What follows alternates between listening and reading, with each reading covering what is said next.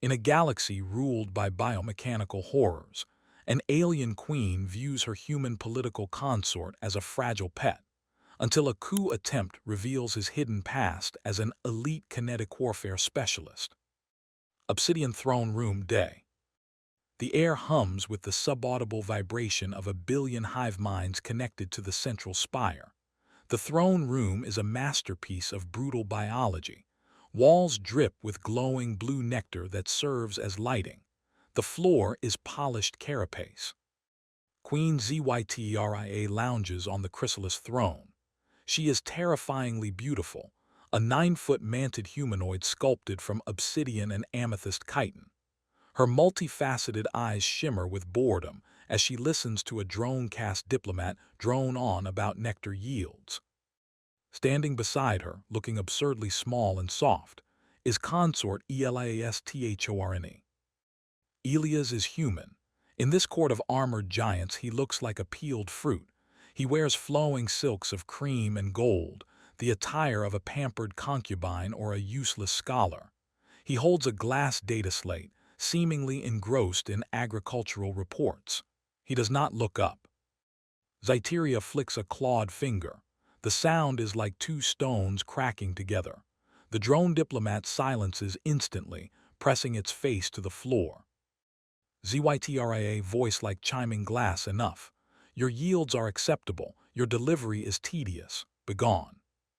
The drone scuttles backward. Zyteria shifts her massive frame, her carapace clicking softly.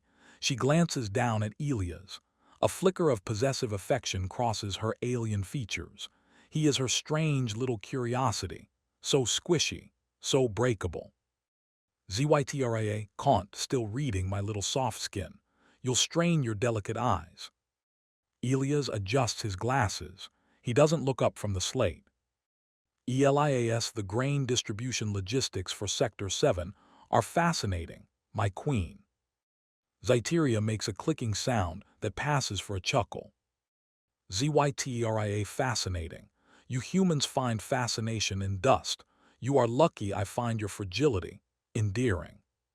She reaches out a deadly, serrated forearm and gently strokes the side of his face with the flat of a claw. It's a gesture that could easily decapitate him if she slipped. Elias doesn't flinch. He's used to being petted like an exotic feline. The massive blast doors at the far end of the hall slam open. The hum of the hive mind changes pitch to a screech. Through the doors marches General Kavar. He is a nightmare of matte black armor and scarred chitin, twice the width of Zyteria. Behind him, a dozen elite Praetorian guards, weapons charged and glowing violet. The court attendants scatter, buzzing in panic. Zyteria slowly stands. She towers over Elias, placing herself between him and the intruders. Zyteria General, you enter my court armed without summons. Explain this insolence before I have you recycled into nutrient paste. Kavar stops 10 paces away. His mandibles click aggressively. Kavar voice a deep, grinding bass. The hive grows weak, queen. You pollute the royal bloodline with this. Mammal, this soft, leaking thing. He gestures contemptuously at Elias, with a plasma cannon built into his forearm. Kavar Kant, the High Council demands purity. Your reign ends today, Zyteria. Zyteria treason. Kavar evolution. Kavar raises his arm cannon. The Praetorians level their weapons. Zyteria's internal biology floods with combat stimulants. She is fast, faster than any human could comprehend. Her razor-whip tail lashes out, cracking the floor tiles. Zyteria to Elias, low and urgent. Get behind the throne, Elias. Try not to die. She prepares to launch herself at the assassins, fully expecting to slaughter them all, but worried her delicate pet might catch a stray plasma bolt. Kavar fires. A massive bolt of violet plasma screams toward the queen. She deflects it with a hardened forearm shield, the heat searing the air. The explosion rocks the throne room. The Praetorians open fire. The air fills with burning ozone and the screech of energy weapons. Zyteria moves in a blur, a whirlwind of blades and deflection. She is magnificent and lethal. But there are too many. A glancing shot catches her shoulder joint. Cracked chitin sprays across the floor. She stumbles back against the throne. Kavar steps forward, his cannon glowing for a killing shot. Kavar the mammal dies first, then you watch. He shifts his aim from Zyteria to Elias, who is still standing there, holding his data slate, looking mildly perturbed by the noise. Zyteria screams a high-frequency command, trying to throw herself in front of her husband. She is too slow. Kavar fires. Elias doesn't dive behind the throne. He takes one step forward. Part 2. The kinetic solution. Time seems to compress. As Kavar's plasma bolt leaves the cannon, Elias' thorn drops the data slate. It shatters on the floor. His left hand moves in a blur to his belt, producing a silver disc no larger than his palm. He thumbs the activation stud and bowls it across the floor toward Kavar's feet. WOMPH. A bubble of distortion expands instantly, covering a 50-foot radius around the throne. The sound in the room dies, replaced by heavy, suffocating static. The plasma bolt fizzles midair 20 feet from Elias, dissipating into harmless sparks. Kavar's cannon whines and dies. The Praetorians pull their triggers, but their weapons only click uselessly. Silence drops over the throne room, save for the buzzing of confused insected wings. Zyteria, clutching her bleeding shoulder, stares at her husband, the soft skin. Kavar confused guttural clicking. What is this? A dampening field. Kavar looks at Elias. The human is no longer slouching. He stands perfectly balanced, his weight distributed for sudden violence.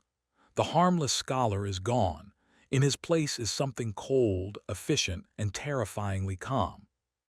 Elias, voice flat, devoid of emotion, standard issue void marine null field generator, knocks out anything above a certain energy output. Plasma, shields, grav drives. Elias reaches up and tears at the collar of his cream silk robes. The fabric rips away, revealing a matte black, impact-resistant undersuit ribbed with kinetic gel plating. It is ugly, utilitarian human armor. Elias can't, it leaves us with physics and biology. Zyteria stares. She has never seen this garment. She has never heard this tone of voice. Kavar recovers from his shock. He laughs, a grinding sound.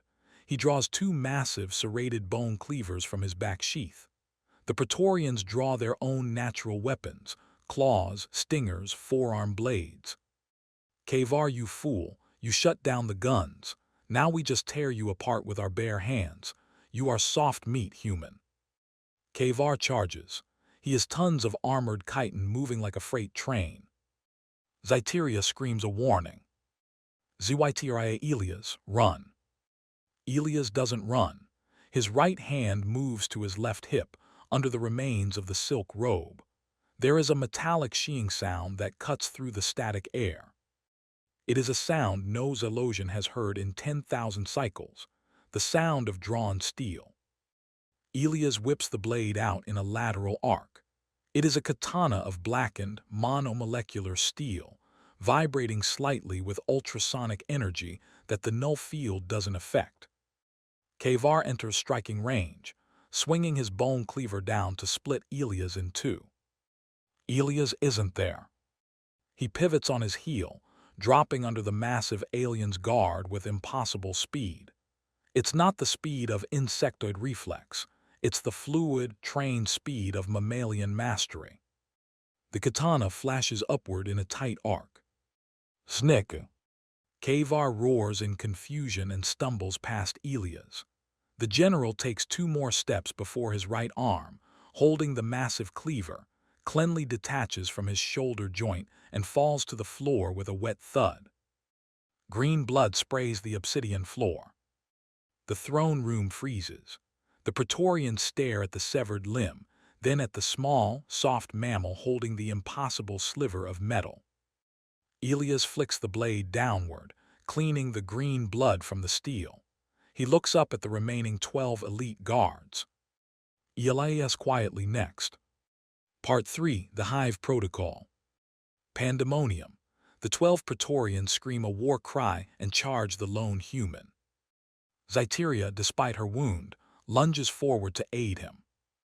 Zyteria guards to me. But Elias is already moving. He doesn't fight like a Zylosian duelist, waiting for openings. He is a whirlwind of aggression. He steps inside the reach of the first Praetorian spear arm. The monoblade flashes, a tight thrust under the chin plate into the brainstem. The guard drops instantly.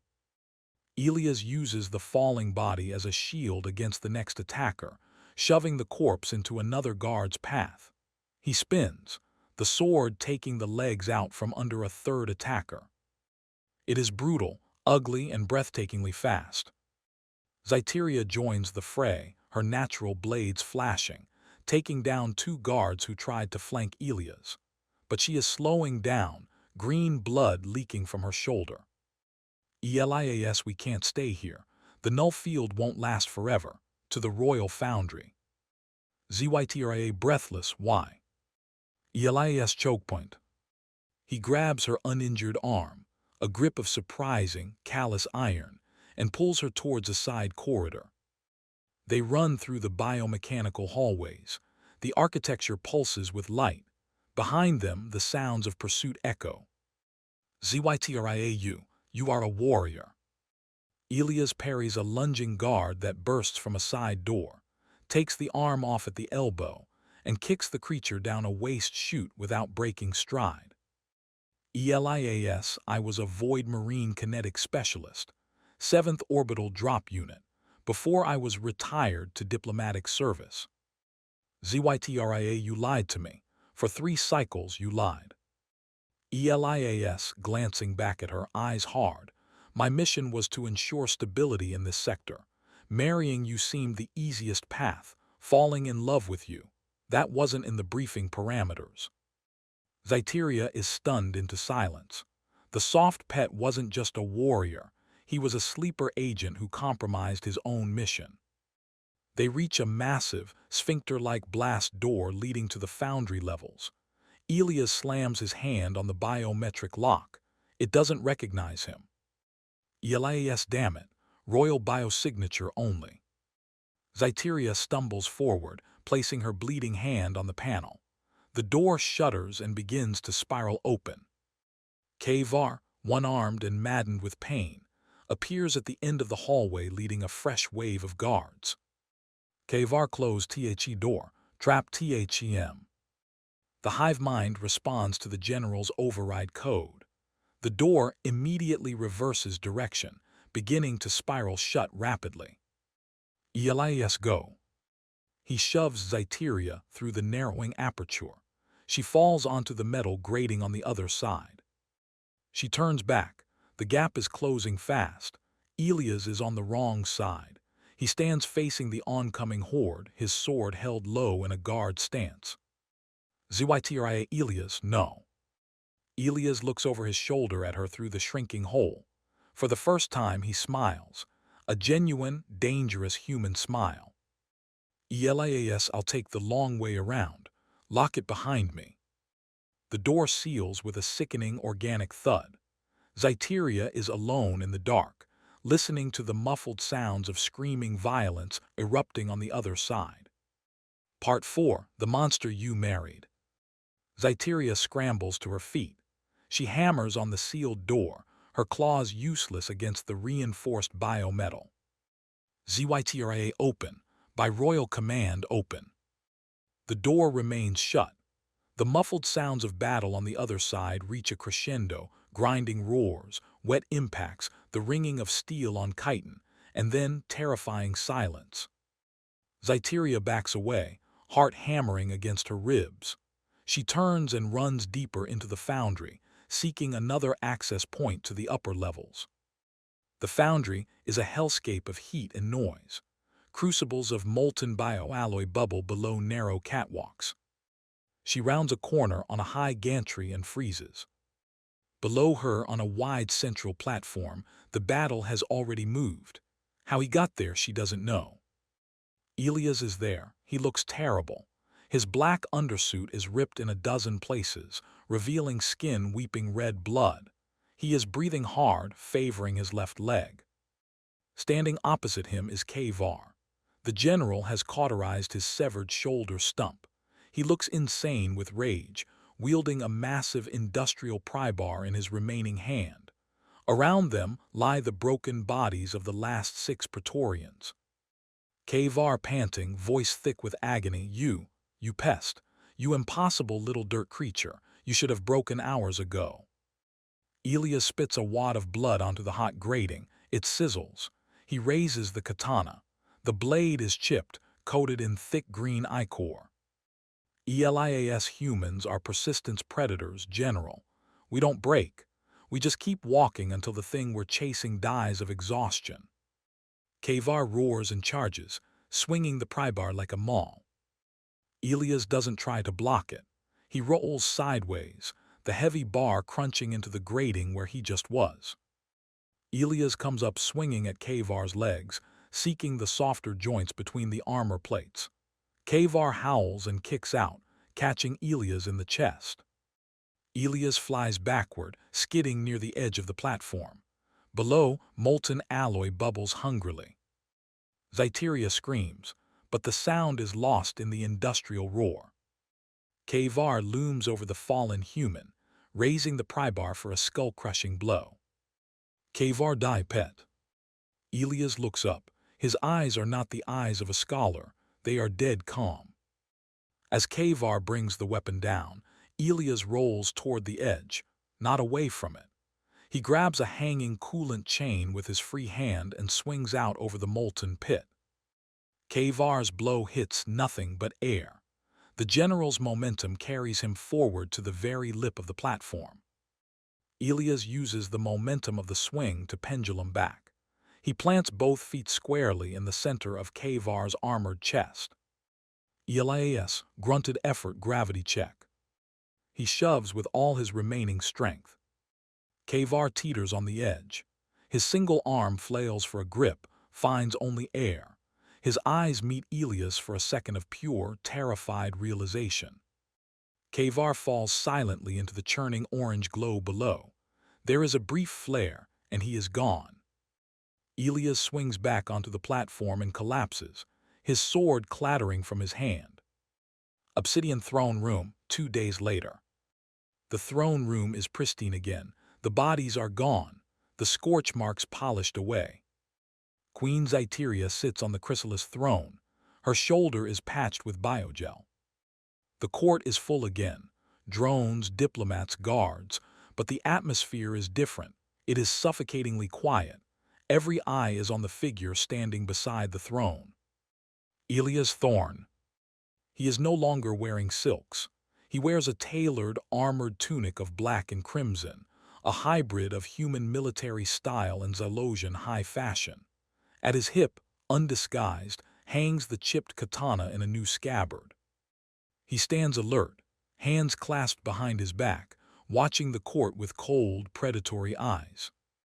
A brave diplomat approaches the throne, trembling visibly. "Diplomat, my queen, regarding the trade disputes in Sector 4. Zyteria looks down at the diplomat. Then her many eyes shift slowly to Elias. She looks at the hard line of his jaw, the weapon at his hip. She remembers the speed, the brutality, the sheer alien violence of her human husband. She realizes with a chill that she is no longer the most dangerous thing in this room. The cage she thought she built for him was actually a kennel for a wolf. She reaches out a hand, her claw hovering near his arm. She hesitates, then gently rests it on his armored sleeve. A gesture of affection, yes, but also of appeasement. Zyteria, voice softer than before, lacking its usual imperious chime. My consort will review the trade disputes. If he finds them lacking, he will deal with them personally. The diplomat takes one terrified look at Elias, bows so low his head hits the floor, and scuttles backward. Elias doesn't smile. He just nods slowly. He rests his hand casually on the hilt of his sword. The sound of his thumb brushing the leather grip echoes through the silent court.